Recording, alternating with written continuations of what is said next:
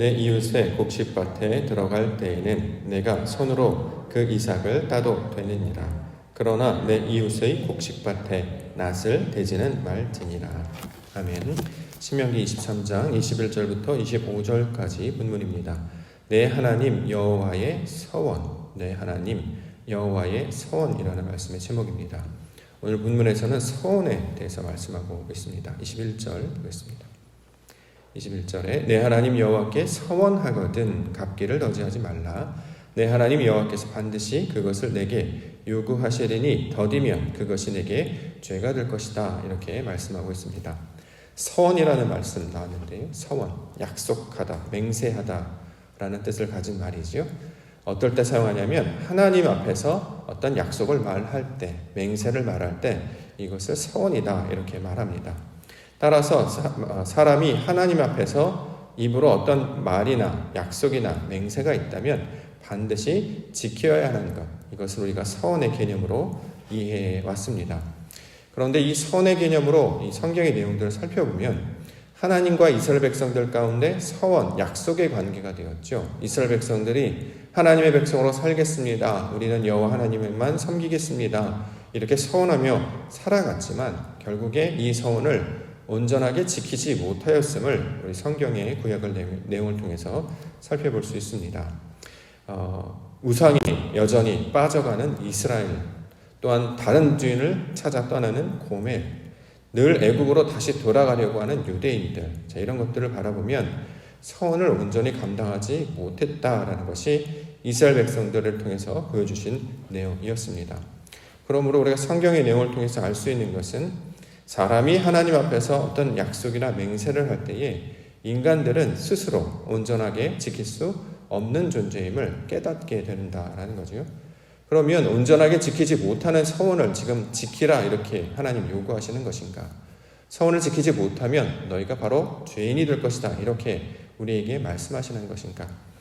우리가 올해 2021년은 진리적 관점으로 이 성경들을 계속 해석하고 우리가 살펴보고 있습니다. 진리적 관점으로 해석한다라고 하는 것은 무슨 뜻이냐면 하나님께서 주신 하나님의 말씀, 율법을 사람들이 지켜야 될 어떤 규칙이나 방침으로 이해하지 않고 하나님께서 자신의 뜻을 나타내시기 위한 약속의 말씀으로 우리가 이것들을 받고 해석하게 된다는 거죠. 어떤 한 구절, 한 단어만 그렇게 해당하는 것이 아니고 창세기 1장으로부터 요한계시록에 있는 모든 내용이 하나님의 뜻을 나타내시고 보여주시는 내용입니다. 우리에게 뭘 하라고 요청하시는 것이 아니라 하나님께서 자신을 나타내신다는 거죠. 말씀으로, 역사로, 사건으로, 모든 인물들로 자신의 성분과 속성이 어떠한 것인지를 가르쳐 주시는 내용입니다.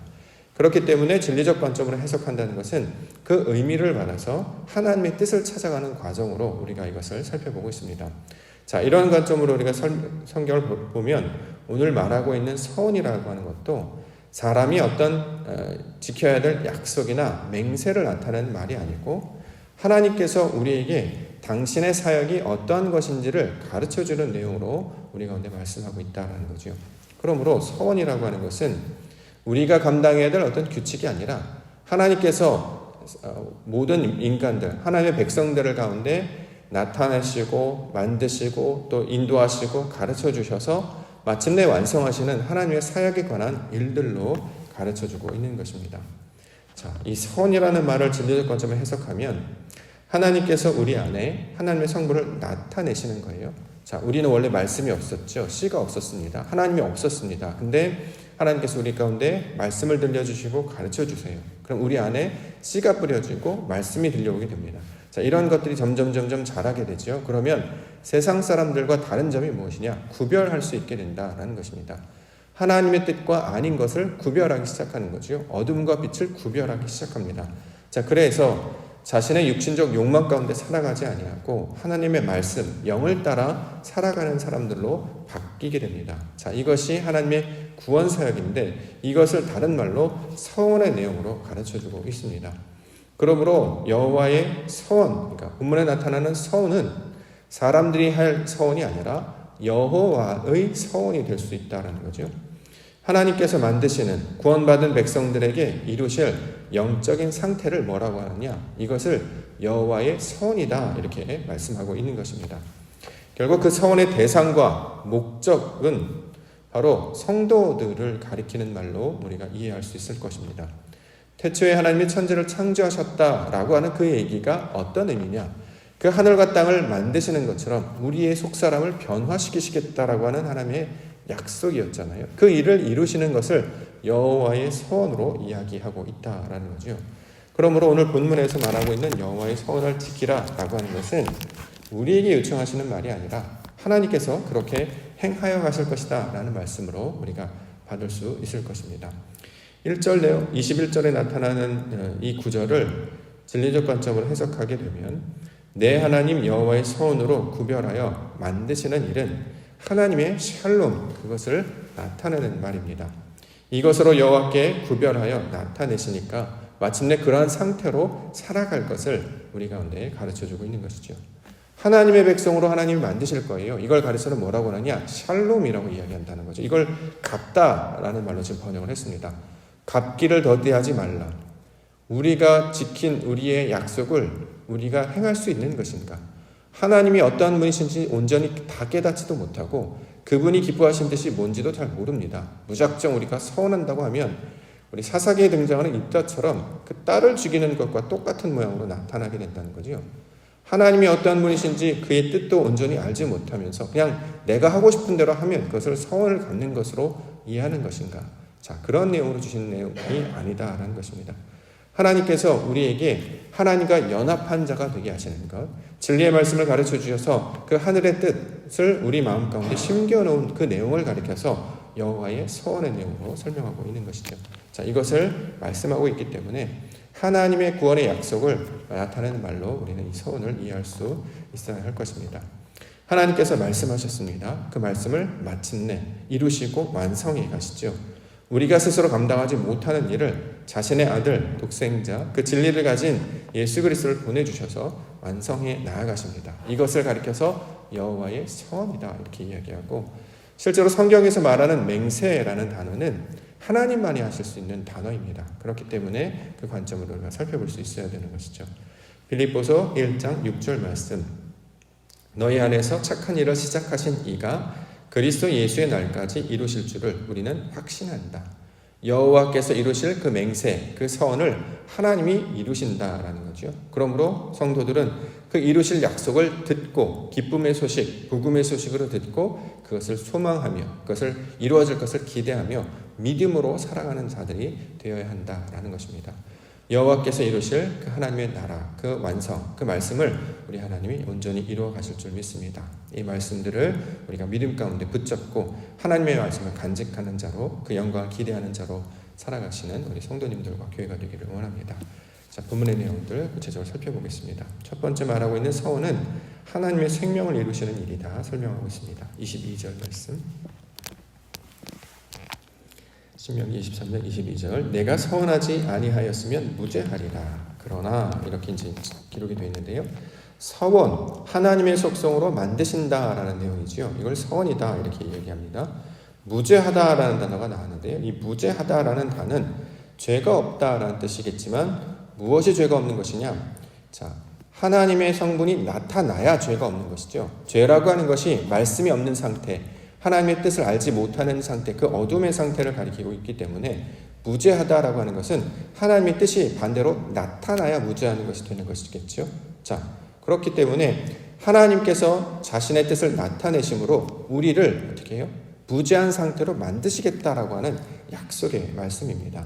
이것들로 우리 말씀을 듣게 하신다면 하나님의 나라, 그 뜻을 구하는 자로 우리를 인도하시고 살아가게 하시는 것이죠. 그러므로 오늘 본문에 보면 무죄한다라는 내용은 우리 안에 생명의 말씀이 흐르게 하여서 하나님의 사람으로 만들어 가신다라는 뜻을 내포하고 있는 말이 되고 있습니다. 그러므로 여호와께서 말씀하시는 하나님의 서원이라고 하는 것은 우리가 생명 없는 자에서 생명 있는 자로, 말씀 없는 자에서 말씀이 있는 자로, 진리를 깨닫지 못하는 자에서 진리를 깨닫는 자로 만드시는 그 과정을 설명하는 것을 서원이다 이 이야기로 설명하고 있는 것입니다. 두 번째는 입으로 말한 것에 관한 이야기하고 있는데요. 23절, 내 입으로 말한 것은 그대로 실행하도록 유의하라. 무릇 자원한 예물은 내 하나님 여호와께 내가 서원하여 입으로 언약한 대로 행할지니라. 자, 입으로 말하다라는 표현이 왔습니다. 성경에서 나올 때 입으로 말하다라고 하는 것은 입술을 열다라는 뜻이 되겠습니다만 그 단어가 가지고 있는 함의 내포적인 의미는 열매가 맺어진 상태를 나타내고 있는 말입니다. 언제 입을 열죠? 내 안에, 속 안에 말씀이 있을 때 비로소 입을 열게 되는 거예요. 입은 스스로 내가 말하고 싶다고만 여는 게 아니고요. 진리를 깨닫게 돼야 입이 열리게 된다는 거죠. 아무것도 없으면 입을 열 수가 없어요. 그래서 어저께 마가복음 7장에 귀머거리가 있고 말 더듬는 자가 나왔잖아요. 귀머거리, 듣지 못하는 사람. 그러니까 어떻게 해요? 말을 온전하게 하지 못하는 거죠. 제대로 듣지 못하니까 발음을 제대로 할 수 없고 그 뜻이 무엇인지를 알지 못하는 것과 똑같습니다.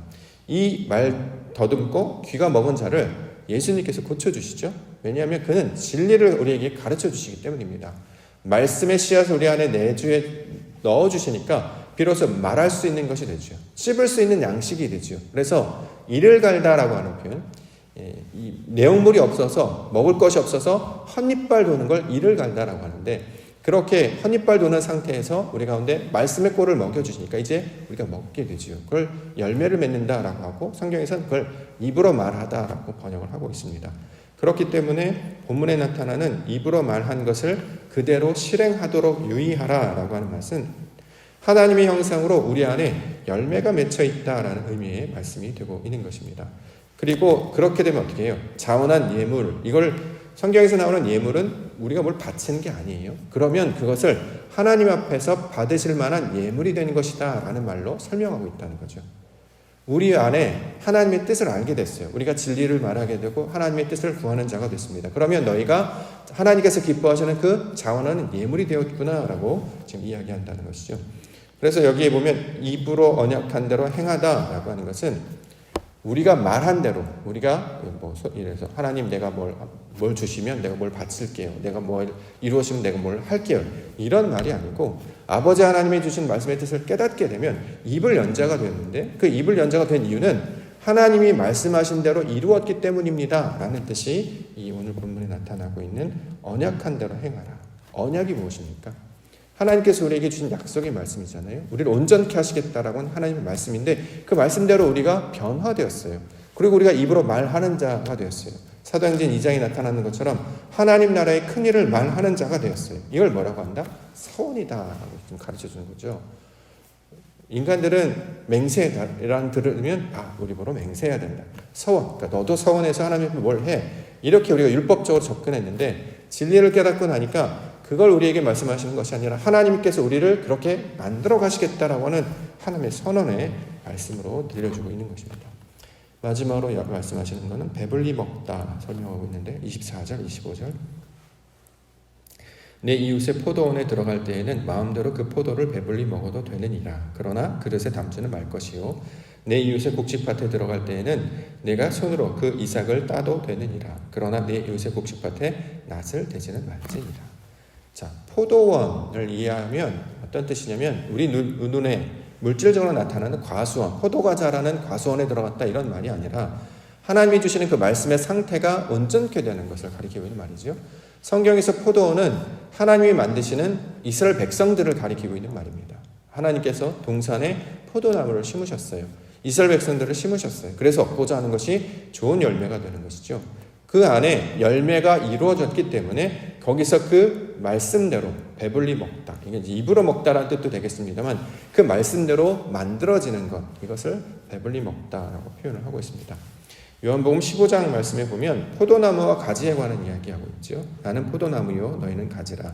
그가 내 안에 내가 그 안에 거하면 사람이 열매를 많이 맺나니 나를 떠나서는 너희가 아무것도 할 수 없으니라.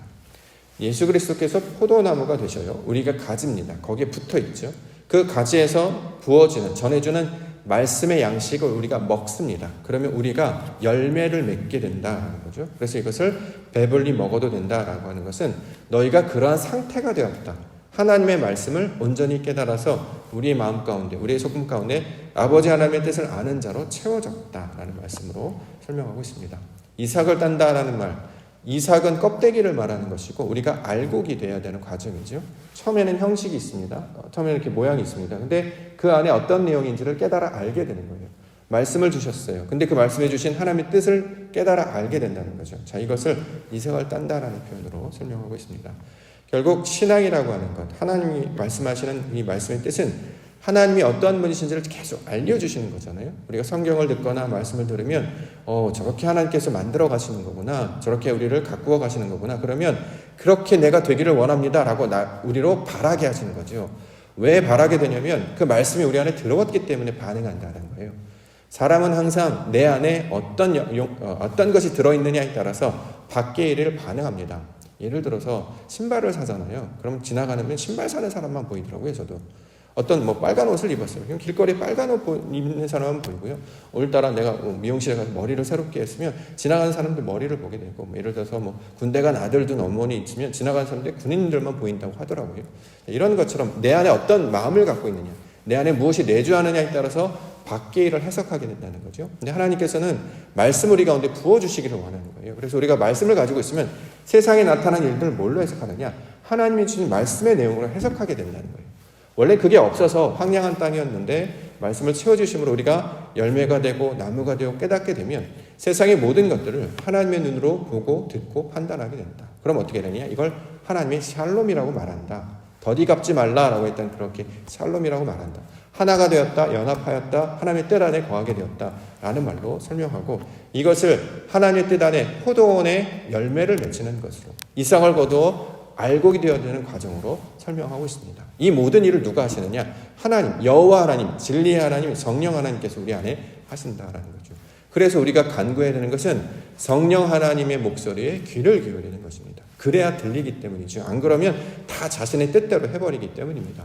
여전히 관습 가운데, 여전히 자기 생각과 여전히 욕망대로 하는 그런 육신의 본성을 말씀으로 복종시켜서 하나님의 뜻으로 하려고 하는 일을 하시도록 우리 하나님 말씀하셨으니까 우리도 거기에 반응하는 자가 되어야 된다는 거죠. 그러면 우리가 어떠한 자가 되느냐, 너희가 바로 여호와의 서원이야, 이렇게 얘기하는 내용입니다. 하나님께서 우리에게 주시는 당신의 역사, 그것을 우리로 듣게 하시고 받게 해줘서 우리의 생각과 모양으로 살지 아니하고 하나님이 원하시는 성분과 속성으로 채워주셔서 하나님의 형상으로 살기를 원하셨습니다. 우리 가운데 보여주셨던 그 독생자 아들 그리스도 예수의 모습을 담게 하시는 것이 결국 하나님의 말씀의 목적이 되는 것이죠. 자, 오늘도 하루가 펼쳐질 것입니다. 우리가 하나님이 하시는 일을 함께 기대하고 소망하기를 원합니다. 그 안에 우리의 눈으로 볼 때는 이상하네 라는 것들 있을 거예요. 그러나 하나님이 하실 일이라고 우리가 믿고 바라보고 있죠. 마침내 완전한 모습으로 그것을 아버지의 뜻으로 해석하게 해 주실 것입니다. 그래서 요셉의 고백처럼 당신들은 나를 해하려고 하였으나 이것을 선으로 바꾸신 분은 하나님이십니다. 무슨 뜻인지 못 깨닫는 상황 가운데 있었는데, 그래서 늘 내 육신적 본능으로, 내 욕심으로, 내 땅의 생각으로 늘 생각했던 자가 하나님이 하시는 일로 바꾸어서 생각하는 일, 이걸 선 이렇게 이야기한다는 거죠. 그걸 발견하는 자들이 하나님의 백성들이다라고 이야기한다라는 것입니다. 그래서 그 서원의 모양이 우리 성도들이 되기 때문에 그래서 우리를 빛이라고 얘기하는 거예요. 빛을 보여주셔서 우리가 빛을 받아서 그걸 반사하는 것. 그래서 나중에 그 빛으로 세상을 증거하는 것. 이게 바로 하나님의 구원, 하나님이 하시는 일이다라는 것입니다. 이 일을 하나님께서 해나가시겠다고 약속하셨습니다. 그러므로 우리가 해야 될 것은 그 약속을 듣고 바라고 소망하여서 그리하실 줄 믿습니다. 나도 그러한 자가 되게 해 주시옵소서. 이렇게 간구하며 나아갈 때 그것을 통해서 마침내 하나님의 영광 나타내 보여주실 줄 믿습니다. 그 약속의 말씀을 붙들고 오늘도 나의 생각에서 벗어나 하나님이 하실 그 일, 하나님이 기뻐하실 그 일에 나의 생각과 마음을 드리고 그것들 붙잡으며 나아가시는 우리 믿음의 성도님들 되시기를 원합니다. 이를 통해서 우리 하나님의 영광을 보여주실 줄 믿습니다. 날마다 말씀과 동행하며 살아가시는 우리 믿음의 성도님들과 교회가 되기를 주의 이름으로 간절히 축원합니다. 하겠습니다. 아버지 하나님, 우리를 부르시는 그 순간에서